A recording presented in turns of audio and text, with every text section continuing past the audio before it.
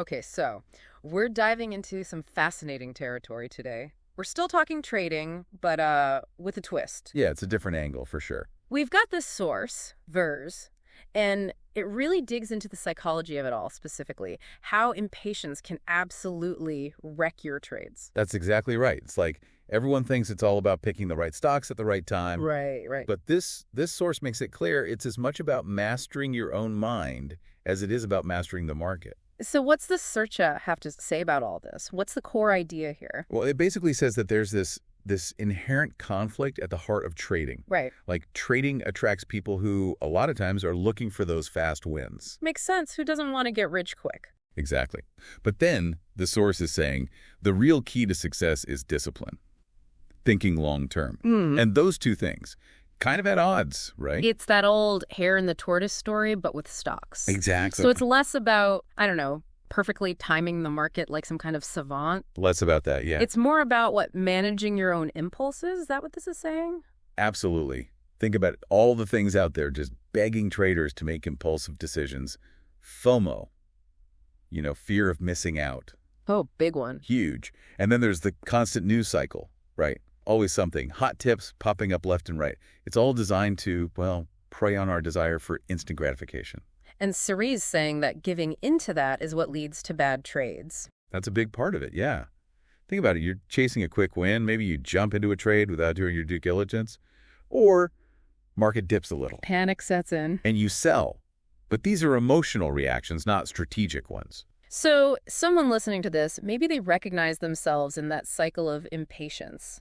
What's this source, what's the socher say they should do about it?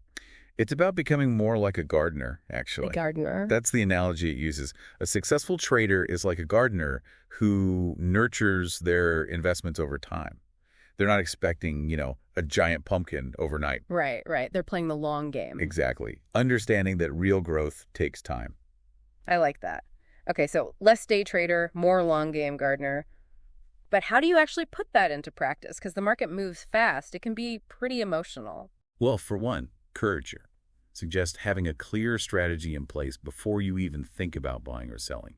Like knowing your entry and exit points ahead of time. So it's less about making decisions in the heat of the moment. Right. You're not deciding when emotions are high. You're almost like making a pre-commitment to yourself. Interesting. So what else? What about when things get volatile? That it becomes even more important to have that strategy, to rely on it.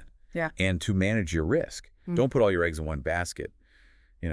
Diversify. Makes sense. Don't get caught holding the bag when things go south. Exactly. And honestly, accepting that sometimes you'll lose. That's part of the game. It's not about eliminating emotions entirely. That's impossible.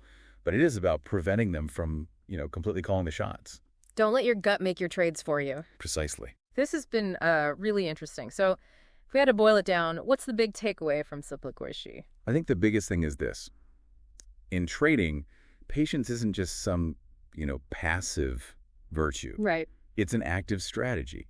It might sound counterintuitive, but sometimes the hardest battle is the one we're fighting against, well, ourselves. It's like they say your biggest enemy is often looking back at you in the mirror. Something like that. Which actually makes me think, if this impatience can be so detrimental in trading, what other areas of our lives might it be holding us back in? Something to think about.